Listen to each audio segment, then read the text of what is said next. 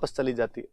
अब सुल्तान के पास में तमाम जो चीजें थी वो चुक गई थी, अब लड़ाई ही होनी थी और कोई तरीका ही नहीं बचा था।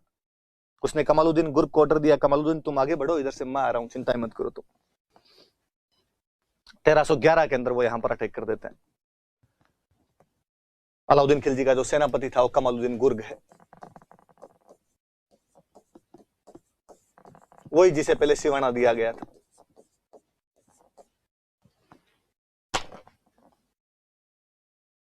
कनड़देव सोनगरा अपनी पूरी तैयारी करता है। वो अपने छोटे भाई मालदेव सोनगरा को जालोर में किसी बाड़ी नाम के स्थान के नाके पर लगाता है और वीरमदेव सोनगरा को अपने बेटे को भद्राजुन के नाके पर लगा देता है। लेकिन कमालुद्दीन धीरे धीरे आगे बढ़ता हुआ, बेहद धीरे से वह तुर्क कमांडर धीरे धीरे आगे बढ़ता है, जालोर के नजदीक पहुंच जाता है। तो कान्हड़देव अपनी पूरी शक्ति को अब जालोर के किले में केंद्रित करना चाहता है। अपने भाई भतीजे जो भी बाहर थे, बेटा बाहर था, उन सबको जालोर के किले के अंदर बुला के अब निश्चय किया गया तो किले के अंदर बैठ के ही आक्रमण का सामना किया जाएगा। किला इतना मजबूत था कि दुश्मन जल्दी से अंदर घुस भी नहीं सकता है। वाकई सुल्तान की सेना कई दिनों तक बाहर पड़ी रही, किला फतेह नहीं कर पा रही थी। एक बार फिर से वही इतिहास दोहराया गया। इस बार फिर किसी व्यक्ति ने एक विश्वासघात किया। एक व्यक्ति जो उनके चक्कर में आ गया था, उसका नाम था बिक्का दहिया। दहिया जाति का सरदार था, वो बिक्का नाम था उसका। वो बिट्रायल करता है।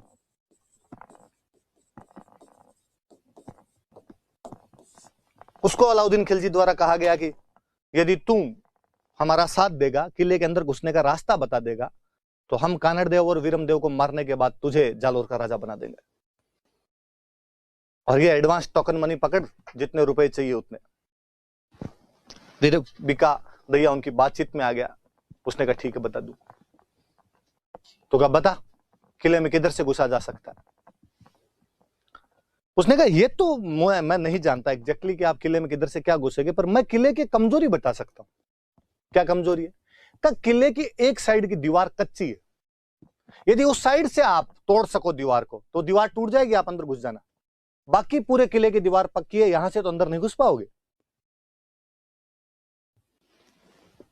अलाउद्दीन ने कहा बता वो कहां से कच्ची है? उसने कहा ये तो मुझे नहीं पता एग्जैक्टली कहां से कच्ची है, मेरा सुना हुआ है कि इस किले की दीवार कच्ची है। सुल्तान ने वो थप्पड़ मारूंगा मंगते, पूरी बात तो बता वरना पैसे किस बात के दिए, पैसे रख दे। अरे उसने कहा सुनो तो सही, एक तरीका और बताता हूं। तो दीवार कच्ची है ये मुझे पता है, कहां से कच्ची है ये नहीं पता, पर कच्ची का पता कैसे लगाते हैं ये मुझे पता है। उसने कहा यार पता तुम बता क्या है बात। राई होती है, राई, राई का बीज देखा होगा आपने, राई होती है अपने सरसों जैसे से दाने होते हैं राई के। उसने कहा राई एक ऐसा बीज है जिसे यदि कच्ची जमीन में रोपा जाए तो रात रात में फूट जाता है, अंकुरित हो जाता है, जमीन में दरारें आ जाएगी। तो इस किले के चारों तरफ राई डलवा दो, जहां से फूटेगी राई वहां कच्चा है। अलाउद्दीन ने कहा शाबाश मेरे शेर, जियो मेरे लाल, क्या सूचना दी है। अलाउद्दीन खिलजी ने मुनादी करवाई कि आसपास में जिस किसी के पास जितनी राई हो वो लेकर आए, मुंह मांगे दामों पर खरीदी जाएगी। लोग बोरे भर भर के राई लेकर आए। सुल्तान ने मुंह मांगे दामों पर राई खरीदी, उसके चारों तरफ राई डलवा दी। सुबह जहां से राई फूटी पता चल गया कि यहां से दीवार कच्ची। अब सुल्तान ने कहा अपना पूरा फोकस यहां किया जाए, इस साइड से तोड़ के अंदर घुसेंगे। उधर मेरे जैसा कोई एक आलसी था, वो सुबह राई का एक बोरा उठा के वहां गया सुल्तान को, सुल्तान राई लाया हूं, ले लो। सुल्तान ने कहा तोलो, 1 रुपए किलो से राई तोल लो। उसने कहा रात तो 100 रुपए किलो ले रहे थे, अब 1 रुपए किलो ही।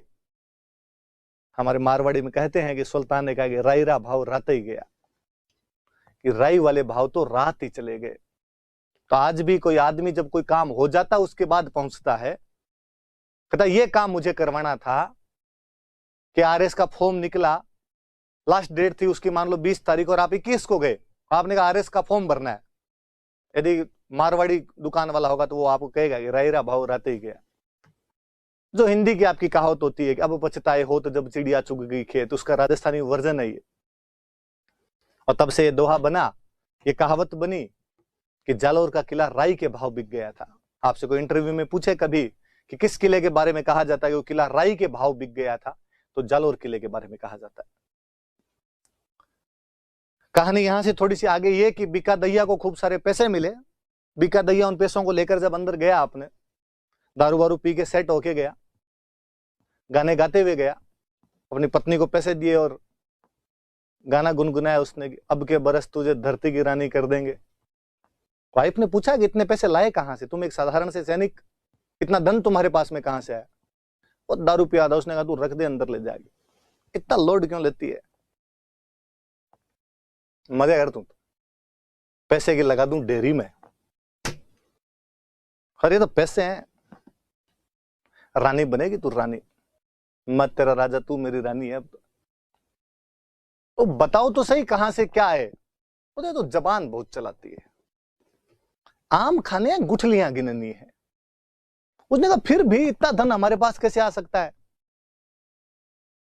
और बीका दैया ने दारू के नशे में वो बात अपनी पत्नी, जिसका नाम कई जगह हीरा दे लिखा हुआ था, उसको बता दी कि मैंने ऐसे ऐसे अलाउद्दीन खिलजी को किले के अंदर आने का रास्ता बता दिया है। कल अलाउद्दीन खिलजी कानड़देव और वीरमदेव को मारकर किले पर अधिकार कर लेगा और मुझे यहां का राजा बनाएगा। वो शराब पिया हुआ था, बिस्तर पर गिरते ही सो गया। उसकी पत्नी हीरा दे ये सोचती है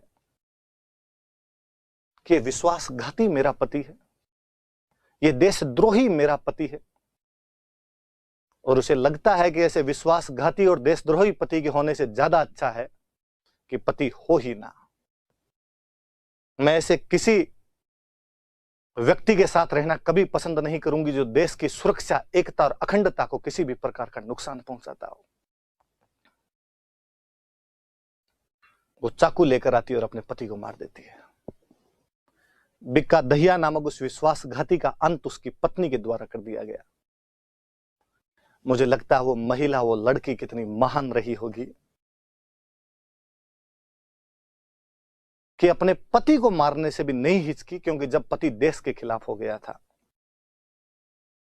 ऐसे उदाहरण केवल और केवल आपको राजस्थान के अंदर मिल सकते हैं, जब कोई मां अपने बेटे को अपने देश की रक्षा के लिए बलिवेदी पर चढ़ा दे, कोई पत्नी अपने पति को इसलिए सर काटकर दे दे कि उसका पति युद्ध करने नहीं जा रहा है, कोई पत्नी अपने किले के दरवाजे इस वजह से बंद कर दे कि उसका पति हार कर वापस आया है, और कोई पत्नी इसलिए अपने पति को मार दे कि वो विश्वासघात करता है, देश की सुरक्षा के साथ खिलवाड़ करता है। राजस्थान में ऐसी वीर माताएं हुई थी, ऐसी वीर पत्नियां हुई थी, इसलिए ऐसे वीर पैदा हो सके। मैं हमेशा आपको कहता हूं कि दुनिया की तमाम जगह पर जहां जहां मानव सभ्यता का विकास हुआ होगा, युद्ध हुए होंगे, पुरुष लड़े होंगे, बात दिगर है कि कोई जीता होगा, कोई हारा होगा, कोई अधिक वीर रहा होगा, कोई कम वीर रहा होगा, पर ऐसी वीरांगनाएं, ऐसी ललनाएं अन्य जगह पर नहीं मिलती, जो अपने पति धर्म के लिए, अपने पतिव्रता होने के लिए, अपने देश के लिए, अपने वैल्यूज के लिए लड़कट मर मिटी हो, जौहर की ज्वालाओं में अपना वो पार्थिव देह मिला दिया हो उन्होंने, खुशी खुशी अपने पुत्रों को, पतियों को युद्ध की बलिवेदी पर चढ़ने भेज दिया होगा। किसी कवि का एक अच्छा सा दोहा है कि सूत मरियो हित देश में हरख्यो बंधु समाज। सूत मतलब बेटा, बेटा मर गया देश के हित में, सूत मरियो हित देश में, हरख्यो बंधु समाज। हरख्यो मतलब राजी होना, बंधु भाई, समाज, समाज और भाई जो थे वो राजी हुए कि देश के लिए मरा है। माने हरखी जलम दे, उतरी हरखी आज। पर मां इस बच्चे को कोख से जन्म देते समय जितनी राजी नहीं हुई थी, उतनी राजी आज भी है। उसकी छाती गर्व से चौड़ी हो गई कि मेरा बेटा देश के लिए काम आया है। उसने अपने अन्य छोटे बेटे के सर पर हाथ फेरा और उसकी आंखों में देखा कि एक दिन यह भी जाएगा और यह भी युद्ध के मैदान के अंदर लड़ेगा। ऐसी माओं ने, ऐसी महिलाओं ने इस राजस्थान की गाथाएं रची है, पुरुषों के भरोसे नहीं रची गई है। मुझे और किसी एक कवि का एक बहुत अच्छा दोहा याद आता है कि कवि कितनी सुंदरता से यह बात कहलाता है। सूर्यमल मिश्रण की वीर सतसई का एक दोहा है, एक तो वो दोहा जो आप लोगों ने सबने सुना होगा कि इला न देनी आपनी हालरियो हुल राय, कोई पूत सिखाने पालने न मरण बढ़ाई माए। इला न देनी आपनी, धरती नहीं देनी अपनी, हालरियो हुल राय। हालरिये में हिलाते समय, पालने में झुलाते समय एक माँ अपने बच्चे को लोरी के अंदर सुनाती कि धरती मत देना। इला न देनी आपनी हालरियो हुल राय, पूत सिखाने पालने मरण बढ़ाई माए। कि मर जाना, माँ अपने बच्चे को उस पालने के अंदर ये सब बात समझाती है। वो बच्चे जब बड़े भी होते थे तो वैसे हैरतअंगेज कारनामे उन्होंने किए कि जेम्स टोड जैसे व्यक्ति को कहना पड़ा कि दोरा घाटा ताल रोन आंटीलो इतिहास, गांव गांव थर्मोपलीन, घर घर ल्यूनिडास। कि इन दोरों घाटों और तराइयों का एक अजीब इतिहास है जिसके गांव गांव में थर्मोपोली बनी हुई और घर घर में ल्यूनिडास जैसे योद्धा उत्पन्न हो गए हो। सूर्यमल मिशन का एक और अच्छा दोहा है जिसके अंदर दो सहेलियां आपस में बात कर रही है, दो महिलाएं आपस में बात कर रही है, जिनमें से एक का पति युद्ध करने के लिए गया हुआ है। वो पूछती है अपनी दूसरी सहेली, उस युद्ध करने के लिए गए हुए पति की पत्नी से पूछती है कि तुम्हारे पति के कोई समाचार मिले क्या, युद्ध करने के लिए गए थे वापस आए क्या? वो कहती है कि नहीं, ऐसा कोई समाचार नहीं आया है। इतने में वो सहेली देखती है कि दूर आसमान के अंदर आग की लपटें दिखाई दे रही है। आसमान लाल लाल दिखाई दे रहा है, एकदम जैसे आग लग गई हो कहां पर। सूर्यमल मिशन उस महिला के मुंह से कहलाते हैं कि वो कहती है, हेली देखो आज किम। हेली मतलब सहेली। हेली देखो आज किम अंबर दिशे आग। कह सहेली देख आज उस अंबर में आग कैसे दिखाई दे रही है। हेली देखो आज किम अंबर दिशे आग, सुरगा पीव सिधावता जलद झकोली खाग। दूसरी लाइन वो आंसर दे रही है जिसका पति युद्ध में भाग लेने के लिए गया हुआ है। पहले वाली उससे पूछती है कि सहेली आज आसमान में आग क्यों दिखाई दे रही है, और जिसका पति युद्ध में भाग लेने के लिए गया वो कहती है सुरगा पीव सिधावता जलद झकोली खाग। मुझे लगता है मेरे पति युद्ध में लड़ते हुए वीर गति को प्राप्त हुए हैं, स्वर्ग जा रहे हैं। सुरगा पीव सिधावता, मेरे पति पीव स्वर्ग सिधार रहे हैं। जलद झकोली खाग, जलद मतलब बादल, खाग मतलब तलवार, और शायद स्वर्ग जाते समय बादलों में उन्होंने अपनी तलवार धोई होगी और उस तलवार के लगा हुआ दुश्मना का वो लहू लाल रंग का वो रक्त आसमान की इस लालिमा को अग्नि जैसा वर्ण दे रहा होगा, अग्नि जैसा रूप दे रहा होगा। कितने सिंपल तरीके से, कितने साधारण शब्दों में किसी महिला की वीरता का इसे सुंदर बखान मुझे दुनिया की अन्य किसी भाषा के अंदर नहीं मिलता है। दुनिया की तमाम भाषाएं, वो भले ही हमारे भारत की कोई भाषाएं रही हो या विश्व की अन्य कोई भाषाएं रही हो, महिला को केवल और केवल एक आभूषण मानती है, महिलाओं को केवल और केवल सौंदर्य की वस्तु मानती है, उन्हें पुरुषों को आकर्षण करने वाला एक केंद्र मानती है। यह केवल राजस्थानी का साहित्य है जो महिलाओं को इतनी इज्जत, इतना सम्मान बख्शता है कि उन्हें पुरुषों के समकक्ष नहीं, उसे ऊपर ले जाकर खड़ा कर देता है। यह उन महिलाओं की बदौलत जो कभी पन्नाधाय के रूप में, कभी कर्मावती, फूल कंवर, पद्मिनियों के नेतृत्व में, कभी कोई अमृता देवी बिश्नोई के नेतृत्व में, कभी कोई हीरा दे भान कंवर जैसी महिलाओं के नेतृत्व में बार बार अपने उद्गार छोड़ के चला जाता है। और जब उन महिलाओं का वो बलिदान, उन महिलाओं की वो बातें सुनते पढ़ते हैं, तब लगता है कि अरे so called feminist, so called intellectual लोग जो दिल्ली के किसी ऐसी के कमरे के अंदर बैठकर कह देते हैं कि 1303 में जो पद्मिनी का जौहर हुआ था वो झूठा है, वो केवल कल्पना है, वरना कोई भी महिला जौहर की ज्वाला के अंदर नहीं जा सकती, अग्नि के अंदर अपने को नहीं झोंक सकती है, राजस्थान के कवियों की कल्पना मात्र है। तब उन्हें बताना पड़े कि चूंकि तुम लोगों ने वो व्यवस्था ही नहीं देखी है, इसलिए तुम्हें लगता है कि ऐसा नहीं हो सकता है। तुम वो महिलाएं हो जो जिम के अंदर 2.5 किलो के बाट को उठाने के बाद में अपने कमर में लचक का अखबार के अंदर वर्णन करती हो। फास्ट फूड ज्यादा खा लिया जाए तो तुम्हारा पेट खराब हो जाता है, तब तुम इस बात को कैसे समझ पाओगी कि हमारे पश्चिमी राजस्थान की महिलाएं आज भी हाथों से मसाले कूटती है, और मसाले कूटने वाला जो मुसड़ होता है वही 5 किलो का होता है, और केवल एक हाथ से वो मसाले कूट लेती है, दूसरा हाथ तो उसे पड़ोसन से चुगलियां करने के लिए चाहिए होता है। तुम जो इस ठंड के अंदर अपने वातानुकूलित कमरे के में या गर्मी में अपने उस एसी वाले रूम के अंदर बैठ के जो केवल ट्वीट और फेसबुक के माध्यम से अपने जो विश्ववन करते रहते हो, वो इस बात को भी कभी नहीं समझ पाओगे कि हमारे जनवरी के महीने में जब तापमान -4 डिग्री चला जाता है, तब हमारे गंगानगर का किसान मात्र एक पतली सी स्वेटर के अंदर इंदिरा गांधी नहर के उस पानी के अंदर घुटनों तक अपने पाजामे को ऊपर करके उतर जाता है और पूरी रात एक बीड़ी के बंडल के सहारे गुजार देता है। तुम हमारी उस जिजीविषा उत्कंठा को समझ नहीं पाओगे कि कभी राजस्थान देखने आओ तो सम के दौरों से आगे भी राजस्थान है, जिसमें तुम अपनी गाड़ी से उतरते भी नहीं हो। इस राजस्थान में कभी हमारे पूर्वजों ने, हमारे बड़कों ने उस धरती के लिए जिसमें कुछ भी नहीं हुआ करता था, खून को पानी से सस्ता करके रख दिया था। तब स्वरा भास्कर जैसी इंटेलेक्चुअल महिलाओं की बुद्धि पर बहुत ही तरस आता है, जब वो कहती है कि यदि मैं पद्मिनी की जगह होती तो मरने के बजाय अलाउद्दीन खिलजी के हरम में जाना पसंद करती। दो चीज होती है, एक होता है जीवन और एक होता है गरिमा युक्त जीवन, लाइफ विद ऑनर। जीवन यह है कि पद्मिनी जौहर ना करती और अलाउद्दीन खिलजी के साथ में चली जाती और सेक्स स्लेव बन के उसके हरम के अंदर अपनी पूरी जिंदगी काट देती। यह जीवन था, पर इसमें गरिमा नहीं थी। गरिमा यह है कि मेरे पति के अलावा दूसरा कोई भी मेरे इस पवित्र देह के हाथ नहीं लगा सकता, और यदि ऐसा होना असंभवी हो गया है तो मैं अपने इस पवित्र शरीर को पवित्र अग्नि की लपटों के अंदर समर्पित करके रख दूंगी। मुझे बहुत साल पहले का किस्सा याद आता है कि एक बार बॉम्बे के अंदर एक कोल गर्ल को कुछ लड़कों ने बिना पैसे दिए अपने साथ ले जाने का प्रयास किया, तो वह लड़की 5 मंजिल ऊपर से नीचे कूदकर सुसाइड कर लेती है। उन लड़कों के हाथ नहीं आती। मुझे लगा कि उस महिला के अंदर भी, जिसका काम यही करना था पैसे लेके, गरिमा थी। उसे अपने मन के मुताबिक कोई बात नहीं होना सही नहीं लगा, माकूल नहीं लगा, और उसने अपनी जान दे दी। तो वे महिलाएं जिनको पतिव्रता नारियों के रूप में भारत राजस्थान पूजता है, जिन्हें सती मानता है,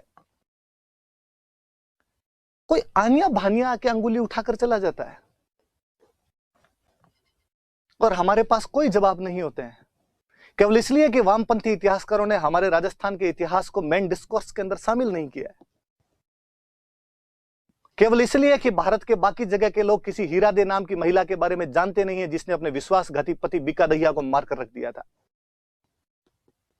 मुझे और लगता है कई बार कि हमारा पानी खुद का कितना, हमारा खून कितना पानी हो गया होगा कि किसी समय में हमारे राजस्थान के अंदर वो पूर्वज रहे होंगे जो इतने महान महान काम करते थे।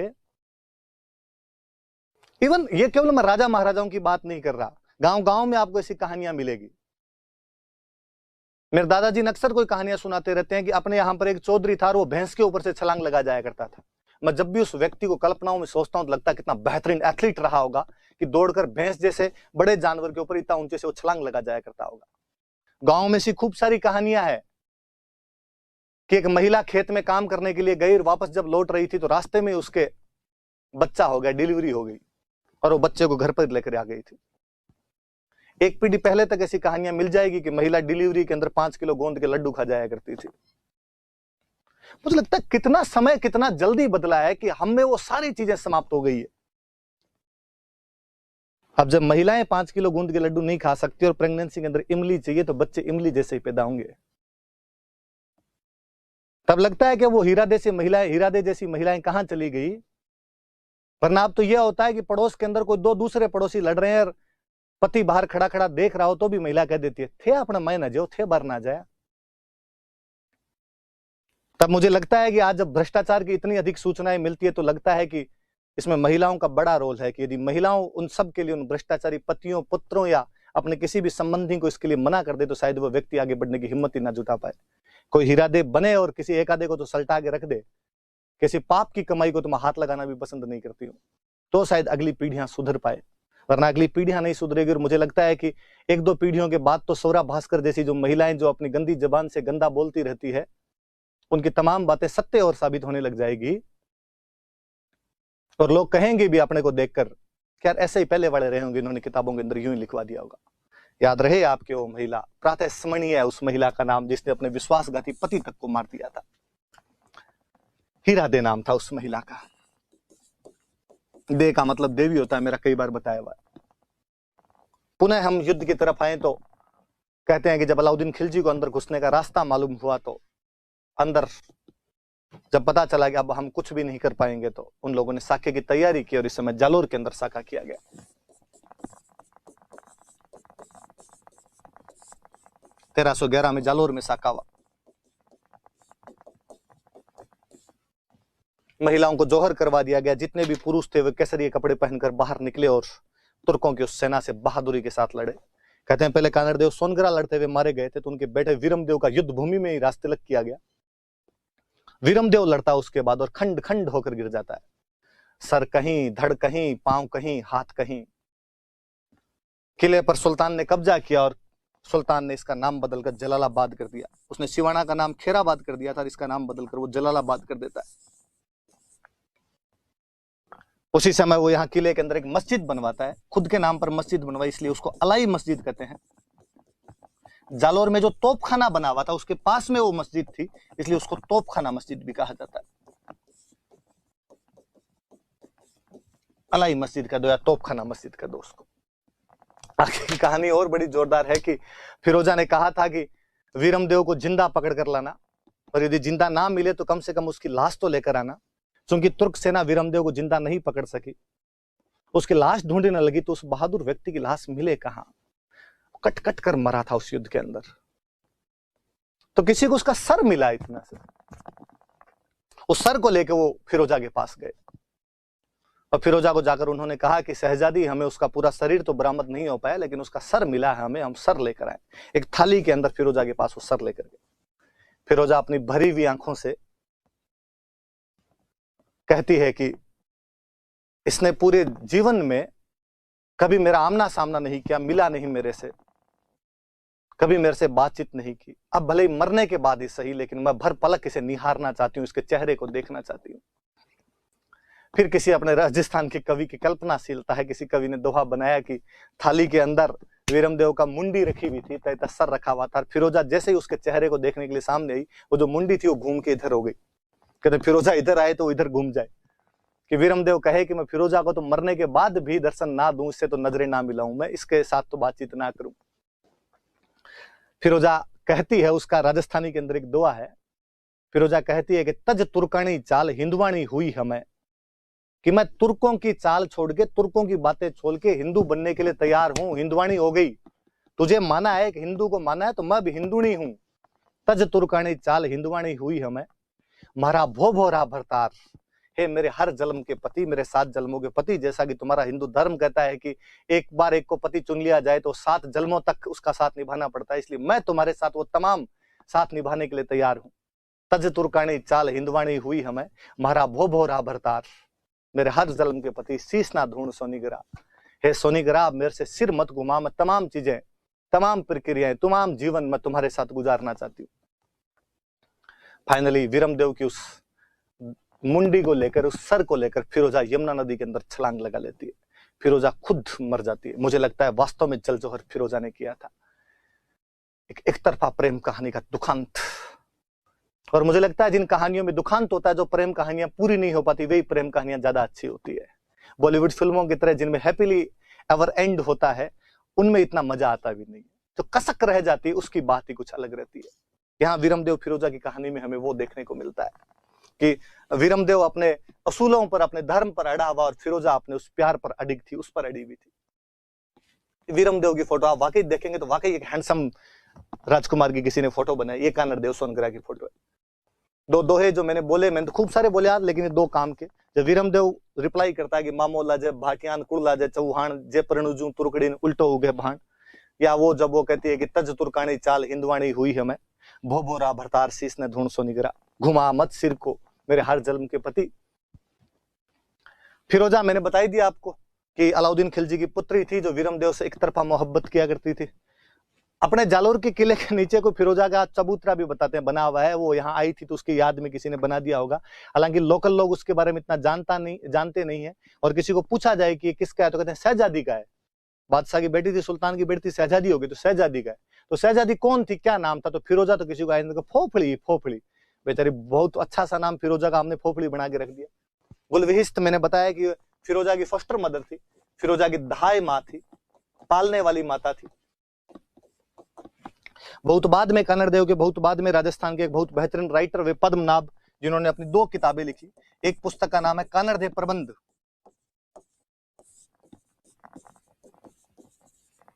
एक किताब का नाम है वीरमदेव सोनगरा रिवात।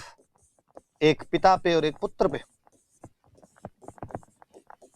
सोनगरारी वात, वात का मतलब बात, बात का मतलब कहानी।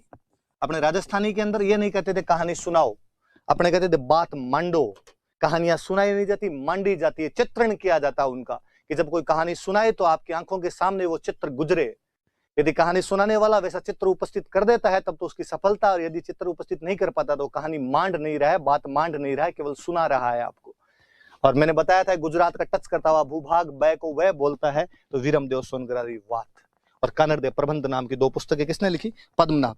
ये भी ध्यान रखना, कईयों के दिमाग में उठेगा सर वही पद्मनाभ है क्या जो पृथ्वीराज चौहान के टाइम में था? तब सोचना कि इन दोनों के बीच में 200 साल का, लगभग 100 साल का टाइम पीरियड है, तो इतने में वो तो आदमी क्या रहा होगा, दूसरा आदमी है ये कोई। ये किताब तो इधर हमने मांड के बताई आपको, कानड़देव प्रबंध जालोर के किले पर, और एक मैंने और बताई जिनकी पद्मनाभ की किताब, आप चाहो तो मैं यहां पर वापस लिख देता हूं, वीरमदेव सोनगरारी वात।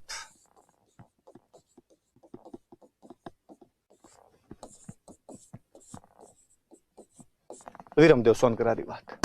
ये हम जालोर की कहानी पढ़ रहे थे, आगे हम चौहानों के अन्य रियासतें जैसे सिरोही, बूंदी और कोटा की बातें करेंगे। आज के लिए इतना खूब है, थैंक यू।